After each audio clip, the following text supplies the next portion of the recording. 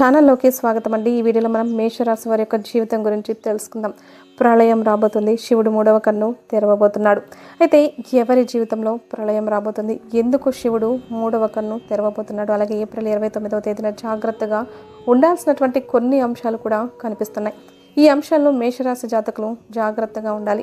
ఈ పూర్తి వివరాలు తెలుసుకుందాం. ఆలస్యం చేయకుండా వెంటనే ఈ వీడియో చూసేయండి.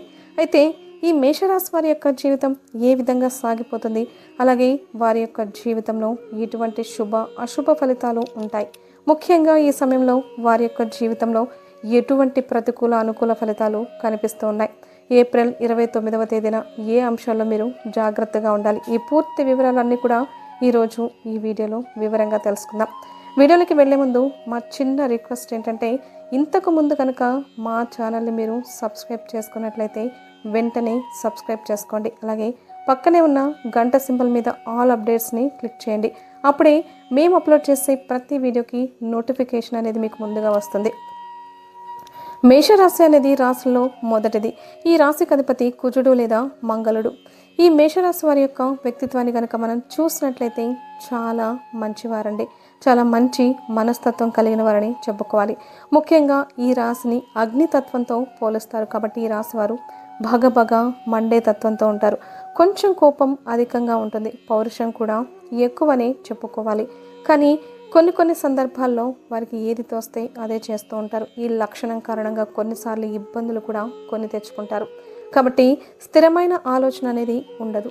వీరి ఆలోచనలు కావచ్చు, వీరు తీసుకునే నిర్ణయాలు కావచ్చు, త్వరగా పరిస్థితులను బట్టి మారిపోతూ ఉంటాయి. ఎప్పటికప్పుడు కొత్త ఆలోచనలు కూడా పుట్టుకొస్తూ ఉంటాయి. అలాగే కాస్త తొందరపాటుతనంతో కొన్ని సాధించగలుగుతారు. చురుకుదనంతో నూతన పద్ధతులపై మనస్సు లగ్నం చేస్తారు. అయితే ఈ రాశి క్షత్రియ రాశి కాబట్టి ఈ రాశి వారు పురుష అహంకారంతో శక్తివంతుడుగా కూడా ఉంటారు.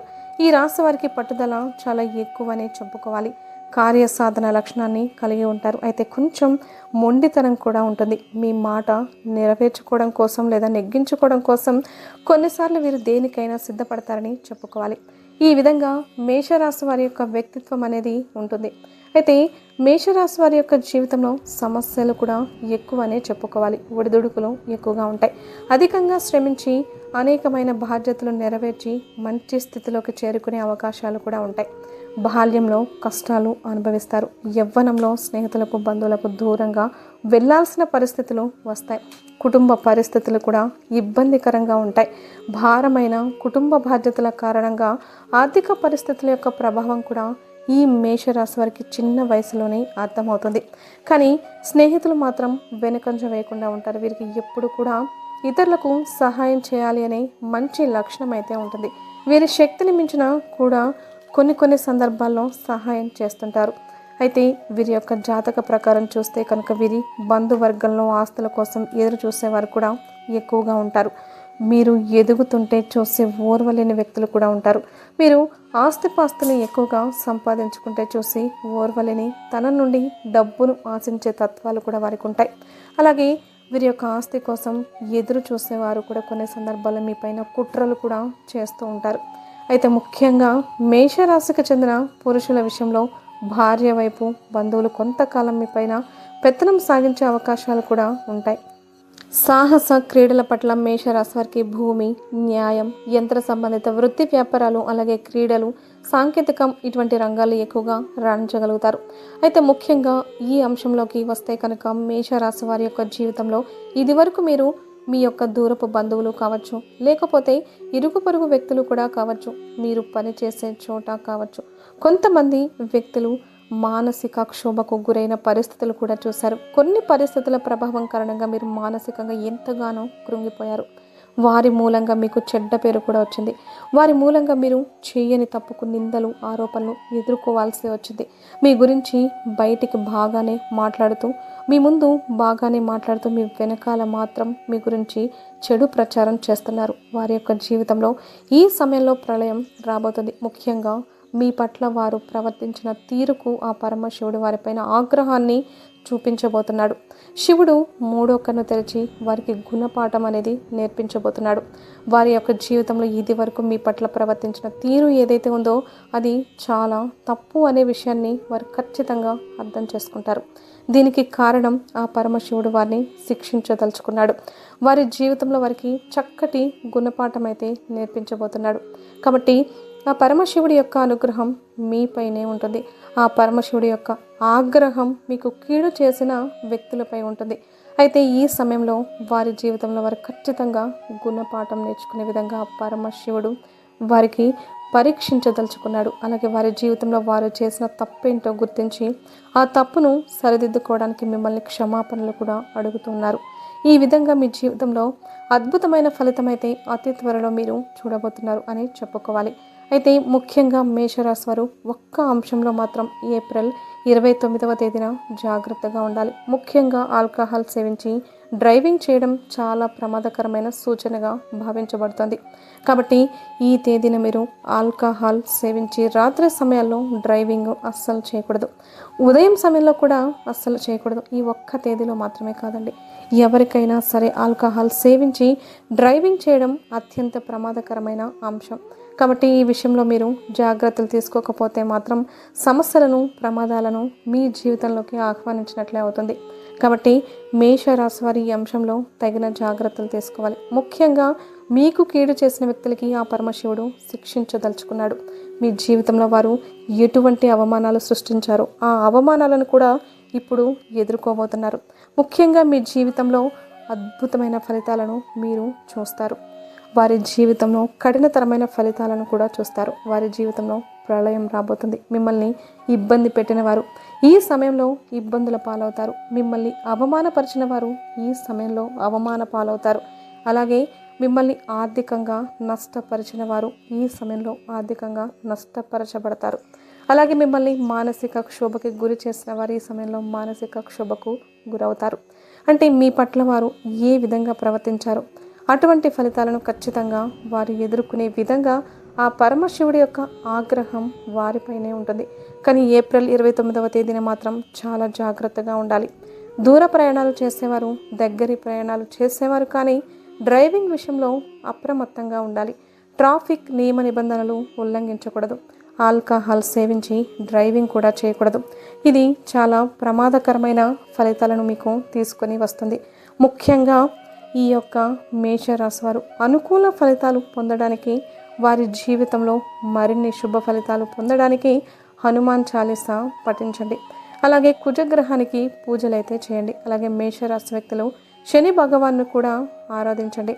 మీకు వీలైనంతలో మీ శక్తి మేరకు మీరు చేసే దానాలు మీకు అపారమైన పుణ్యఫలాన్ని ఖచ్చితంగా ఇస్తాయి. మీ జీవితంలో మరెన్నో అద్భుతమైన ఫలితాలను మీరు ఖచ్చితంగా చూడగలుగుతారు. కాబట్టి ఖచ్చితంగా మేషరాశి వారు ఈ అంశాల్లో తగిన జాగ్రత్తలు అయితే తీసుకోవాలి. అలాగే మీ జీవితంలో సక్సెస్ అయితే మీరు అతి త్వరలో చూడబోతున్నారు. ఆ పరమశివుడి యొక్క అనుగ్రహాన్ని పొందబోతున్నారు. అలాగే మేషరాశి వారి జీవితంలో ఇద్దరు వ్యక్తులు రాబోతున్నారు. ఎవరు ఆ ఇద్దరు వ్యక్తులు? వీళ్ళ రాకతో మీ జీవితం ఏ విధంగా మారిపోబోతుంది? అలాగే వీళ్ళు మీ మంచి కోసం మీ జీవితంలోకి వస్తున్నారా, లేదంటే వీళ్ళ మూలాన మీకేమైనా ప్రాబ్లం అనేది క్రియేట్ అవుతుందా? అలాగే ఏప్రిల్ 30వ తారీఖున మీ జీవితంలో జరిగే అతిపెద్ద మార్పు అనేది ఏంటి? మీ జీవితం ఏప్రిల్ 30 తర్వాత ఏ విధంగా ఉండబోతోంది? ఇలా ప్రతి ఒక్కటి చాలా క్లియర్గా ఇప్పుడు మనం వీడియోలో చూసి తెలుసుకుందాం. చాలాసార్లు మీరు చాలా రకాల ప్రాబ్లమ్స్ని ఫేస్ చేస్తూ ఉంటారు. ఆ ప్రాబ్లంతో మీకు ఎటువంటి సంబంధం కూడా ఉండదు. అయినా కూడా ఆ ప్రాబ్లం వచ్చి మీ మెడకు చుట్టుకుంటుంది. అలాగే మీరు చాలాసార్లు అనుకుంటూ ఉంటారు, నేను ఎప్పుడు ఎవ్వరికీ కూడా చెడు అనుకోలేదు కదా, మరి ఎప్పుడు నన్నే ఎందుకు దేవుడు ఈ విధంగా పరీక్షిస్తూ ఉంటారు? ఎప్పుడు చూసినా ఏదో ఒక ప్రాబ్లం నా వెనకాల తిరుగుతూనే ఉంటుంది. ఒకటి తీరిందో లేదో మరొకటి తయారవుతూ ఉంటుంది. ప్రతి మనిషి జీవితంలో కొంతమంది మనుషులు రాక తర్వాత వాళ్ళ జీవితంలో మార్పులు, చేర్పులు అనేవి ఉంటాయి. అయితే కొన్ని మంచికి దారి తీస్తాయి, మరికొన్ని చెడుకి దారి తీస్తాయి. అది ఎంత చెడుకి దారి తీస్తాయి అంటే కొన్నిసార్లు మనకి సంబంధం లేకుండా ప్రతి ఒక్క దాంట్లో మనం ఇరుక్కుపోతూనే ఉంటాం. దాని తర్వాత దాని ప్రభావం జీవితాంతం మన లైఫ్లో అలాగే ఉండిపోతుంది. అయితే ఫ్రెండ్స్, ఇప్పుడు ఇక్కడ మీకు ఎక్కువ శాతంగా టెన్షన్ తీసుకోవాల్సిన అవసరం అయితే అంతకన్నా లేదు. ఎందుకంటే మీ జీవితంలో రాబోతున్న ఆ ఇద్దరు వ్యక్తులు మీకు మంచి చేస్తున్నారనమాట. వాళ్ళ రాకతో మీ జీవితంలో అంతే మంచి జరగబోతుంది. కానీ దీంతో పాటు మీకు శత్రువుకి సంబంధించిన ఒక సంఘటన కూడా ఎదురవుతూ ఉంటుందన్నమాట. మీకు శత్రువులు ఎక్కువ కూడా అవ్వచ్చు. ఇద్దరు మనుషుల రాక తర్వాత మీ జీవితంలో ప్రతి ఒక్క చోట, అది బిజినెస్ కావచ్చు, జాబ్ కావచ్చు, హౌస్ కావచ్చు, ప్రతి ఒక్క చోట మీకు అన్నీ మంచే కలుగుతాయి. అయితే ఎవరా ఇద్దరు వ్యక్తులు, వాళ్ళ పేర్లు దేనితో మొదలవుతాయి, వాళ్ళు మీ జీవితంలో వచ్చేటప్పుడు వాళ్ళని మీరు ఏ విధంగా గుర్తించగలరు?